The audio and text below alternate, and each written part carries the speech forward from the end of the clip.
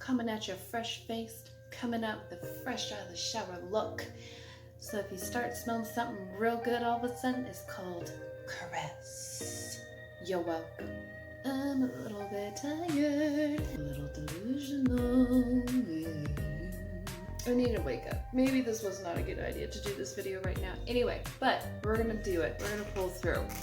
What's up, little screamers? Welcome back to the channel. If you are new here, welcome. I am Nicole. So here on this channel, we talk about horror of all mediums and forms, and at the end, I create a look. And this one is different. So this is probably gonna happen every once in a while because I don't want to read just horror books all the time. But enough of that. Let's get on to the show.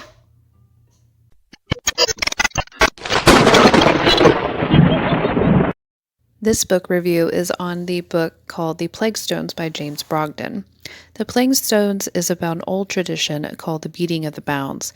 Every year, the residents of a privileged neighborhood called Housewell complete a ritual whereby they go around the old medieval parish boundary with the local vicar, blessing the boundary stones. This is something which really happens in many places around Britain, and in reality, it's just a bit of folklore. However, in Housewell, it has a very real purpose because centuries ago, their ancestors committed a terrible crime, and the village has been cursed ever since. And the beating protects them from something that has been trying to wreak revenge for 600 years. Then a new family moves into Housewell and takes over guardianship of one of the old parish stones, which is in their back garden. This year, the beating fails. For reasons, an undying medieval vengeance ensues. With scythes. I think I'm saying that right? Scythes, guys? This book is a combination of two things. One, Pesta for Norwegian folklore, and two, the historical Black Death, the bubonic plague. Pesta was a bent-backed hag who traveled from town to town and village to village, killing all she met. She wore a black hood and red skirt and carried either a broom or a rake. If she carried a rake when she arrived at your village, you might be a lucky one who escaped those teeth, and if it was a broom, then hope your affairs are in order, for nobody would survive. And the Black Death, just in case you didn't know, was a devastating global epidemic of bubonic plague that struck Europe and Asia in the mid-1300s. The plague arrived in Europe in October 1347 when 12 ships from the Black Sea docked at the Sicilian port of Messina. Messina? Oh, we're getting along great, aren't we? Anyway, people gathered on the docks were met with a horrifying surprise.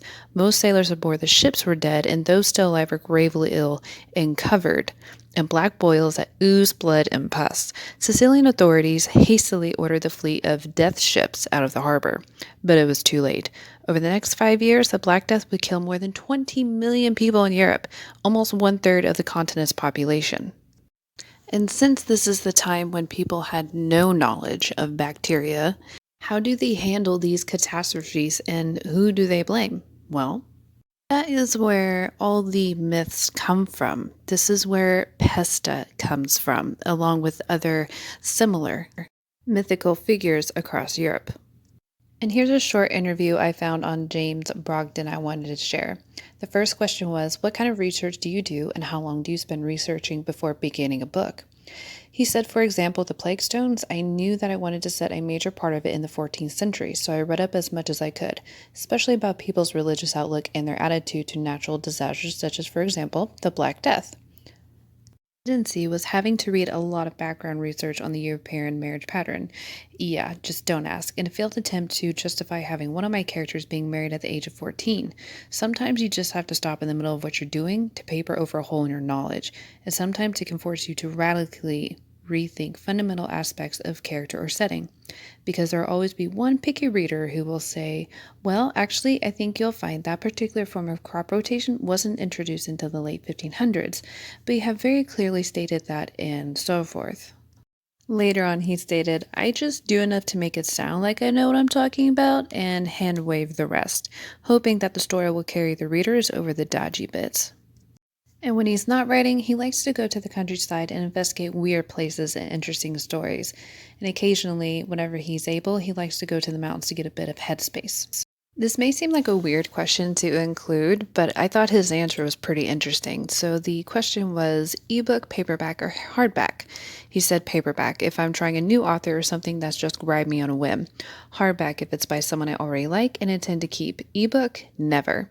Screen words aren't real. Ink on paper is real. A book is a tactical experience. It has a unique topography and weight. The paper absorbs the oils from your fingers and so retains a trace of every person who has read it. A row of books on a shelf is a geographical cross section through a human being's life. I never in a million years would have thought about it that way, but I thought that was really interesting. I like it. And the last question, what is the best piece of advice you've received regarding your writing? He answers, keep the chapters short, approximately 2,000 words. That sounds oddly specific, I know, but it makes a real difference to the pace of the story, and for me, pace is very important. All right, lovelies, it is time to move on to thoughts, and I will link all of his contact and links in the description box below, so be on the lookout for that. So make sure you go check him out and his work. He is a good one. This book was a great horror British read for me. I absolutely loved how it intertwined history and mythology. That gets me every time. If you want to find the quickest and sure shot way of getting into my heart when it comes to a book, that's how you do it. This was very smart. It was very solid. The pacing of the novel was pretty good. There wasn't any boring parts for me.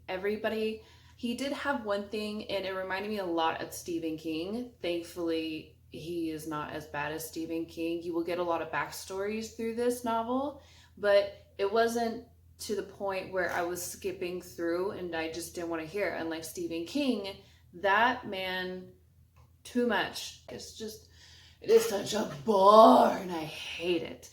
But James did pretty good on this. He didn't overdo it. Some might think this may be a bit distracting, but for me, it wasn't too bad. He does have a great skill on revealing information at when it needs to be. There's no info dumps. He reveals it at the time that he should. That keeps you going. Ding in your head like, ooh, like, okay, I'm tying this with this. This makes it, okay. He does that really well. And with this story that he's woven together with all these characters, Hester isn't the only villain in this story, and I really like that. You don't exactly know who is the worst villain out of them all. A possessed ghost.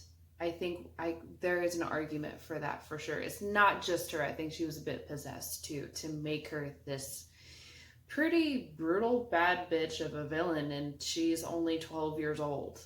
And speaking of Hester, she reminded me a lot of Michael Myers, and I think that's why I liked her so much. She is a stalker, just waiting for the moment to be able to break in and take her revenge on the town. And that whole time, she's following you everywhere. You see her everywhere. She's making little moves here and there. She's waiting outside your window. She's walking with you to school.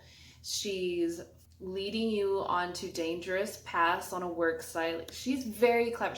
I love it. She is so, I love it. I can't get enough of it. So overall, I highly recommend this horror book. Very well written, smart, great on tension, great on pacing, wonderful villain. She's probably one of my favorite villains I've read so far, honestly. And speaking of Hester being a bad bitch, and being brutal, I wanted to read off the kills that she did. So this is the spoiler part. So if you don't want to know anything, fast forward to the first kill.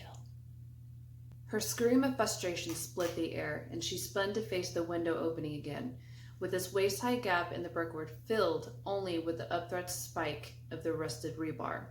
She planted her hands either side of the gap, raised her head high, and slammed it down face first onto the spike.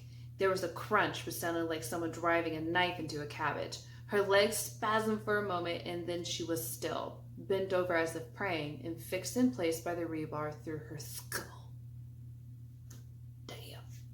So this kill is whenever Hester is actually possessing one of the characters, one of the trustee characters, because they're trying to cleanse the house of which is built on her hundreds of years land. This is her home and they're building, suburbs on top of it.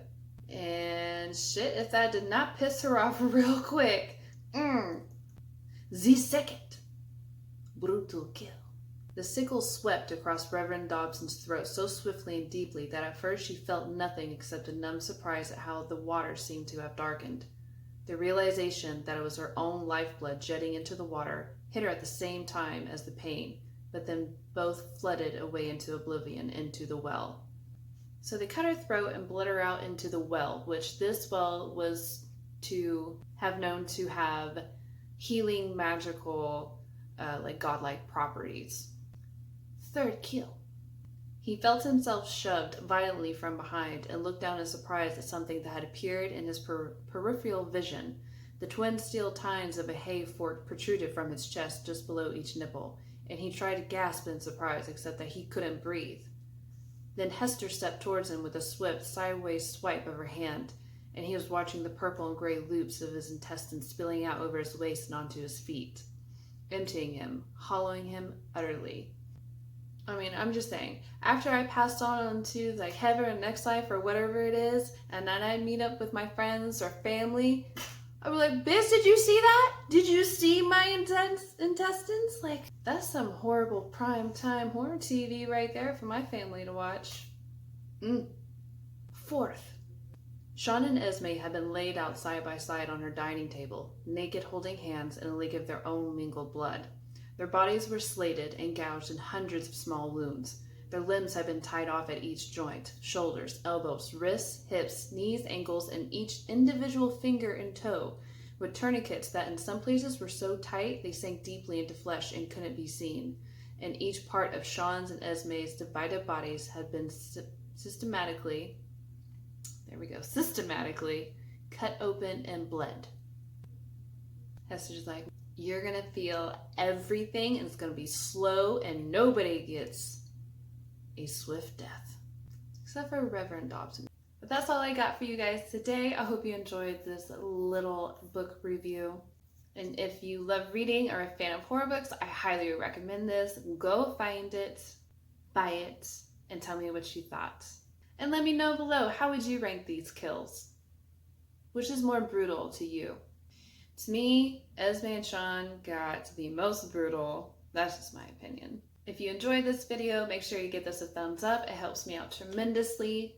If you would like to become a little screamer and part of the community, that would be fantastic, and everybody's welcome, and we highly, highly appreciate it. We love you. Mwah. Thank you. And make sure you turn on that notification bell so you know when the next video will be uploaded. But stay tuned, because the final look is coming, and I already did on my last video do Night of the Living Dead zombie ghoul makeup, so I didn't really want to repeat that, and the Black Plague is not too far off from that. So I decided to do a demonic rat.